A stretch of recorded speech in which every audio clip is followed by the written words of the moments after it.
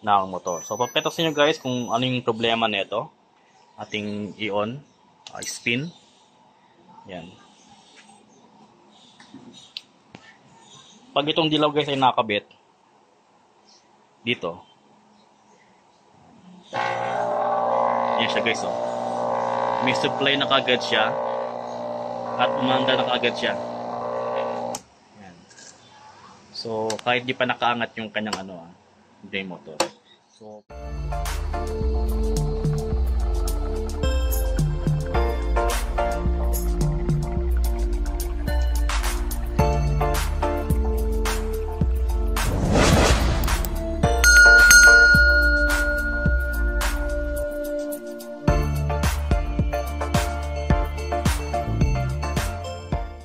nagpalit tayo ng bearing. Yan.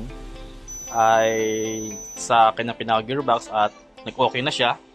So, umikot na yung ating pinaka-gearbox. So, ngayon naman guys, ay ating gagawin ay magpapalit tayo ng triac. Ayan. So, akin ang unang na-check ito kasabay ng paggawa ko ng bearing nito.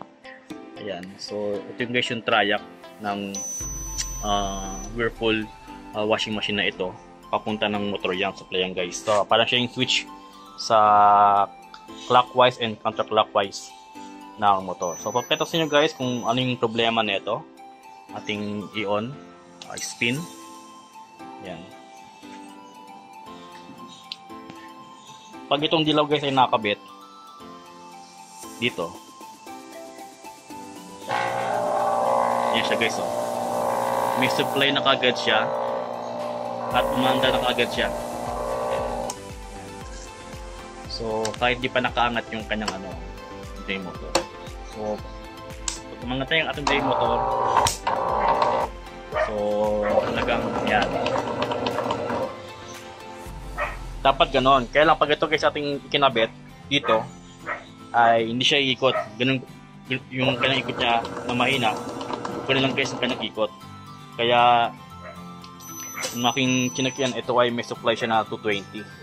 From common sa block, dito meron siyang supply na 220. Sabihin, nag-aagaw yung kanyang bot ng winding ay meron siyang supply.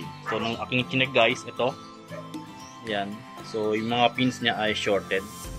Kaya meron agad yung supply punta ng motor. So, yun guys, ngayon nating pakita ko sa inyo kung anong ginawa ko para matrace ko kung alin dyan sa dalawang ito. Yan. Ang yellow at yung red. So, ang pinaka-out nito guys ay yung gitna niya, pinaka-out yan. So, aking chinek yan yung kanyang out. Tapos, pumunta yan dito guys sa kulay yellow. So, yun guys. At mapalit tayo guys ng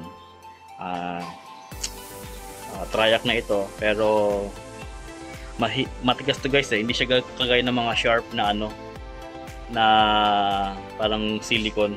Ito ay medyo matigas and pangit naman kung ating bubutasan sa ilalim, although pwede naman siguro, pero baka pumangit naman so aking lang i-try na magkakapit ako ng triac na na may kasama ng heatsink, tapos akin lang ihinang dito sa paa niya. So, puputulin ko to guys, then ating ihinang yung bagong triac dito sa mga pins niya. Okay? So, yun guys yung ating gagawin. So, kasi walang wala tayong lang. Yan. Yan.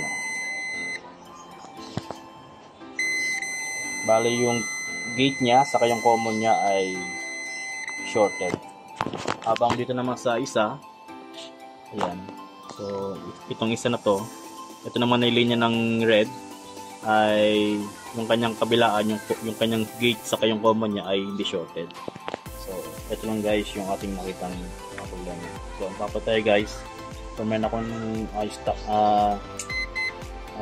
nakuha triac na pwedeng pamalit dito sa natin guys, triac na ito. Magkat lang tayo ng konti. Then mamaya ating babalik ulit ng ganito, then ating lagyan ng glue stick o nung Okay guys, so ako muna tagalin ito, then papalitan natin ng kayak. Anyways, i-focus nyo lang sa yung picture niya. Then meron tayong papalitin na trayak. So ito naman, dalawang trayak yun guys, galing sa washing machine. Same naman ng specs niya. So ang pagkakaiba lang ay ito ay 8 amperes, ito ay 16 amperes. Pero sa kanyang millivolts ay meron siyang 35, then same din ng 35, then 800 volts to 800 volts. So ang nag-iiba lang yan guys ay mas mataas lang yung amperahe nito, which is mas maganda kung magpapalit tayo ng mga component. So yun guys, ito yung kakabit natin. Triac nito guys, galing sa ibang washing. Yung ating triac guys. So yun guys, ito nang tatakpan ito para safe pa rin siya sa anumang splash ng tubig if ever man na magkaroon. Nilagyan nito guys ng glue stick. Kinabit sa atin kinabit yung bagong triac nito. So, kung kanina guys, nang ating siyang kinabit sa kanyang pinaka sa kanyang pinaka linya, hindi pa humahatak itong kanyang pinaka drain motor, ay umiikot na siya, which is hindi pa yun ang sa kanyang pinaka sequence. Then pag umandar na yung ating spin, ganito lang guys yung kanyang pinaka-ikot, no? Hindi siya talaga umikot, kaya siya, tapos maingay siya, mugong siya. So ngayon guys, atin ang kinabit yung ating triac. Kinabit na yung ating wire, so temporary guys, no? So temporary, ating kinabit yung wire nya, then ating i-test. Okay, so let's start. Yan, nag-spin na siya guys. Yan. So ngayon guys, ating tignan. Dapat ngayon pa lang umiikot na to pero ngayon guys ay okay siya, hindi siya umiikot.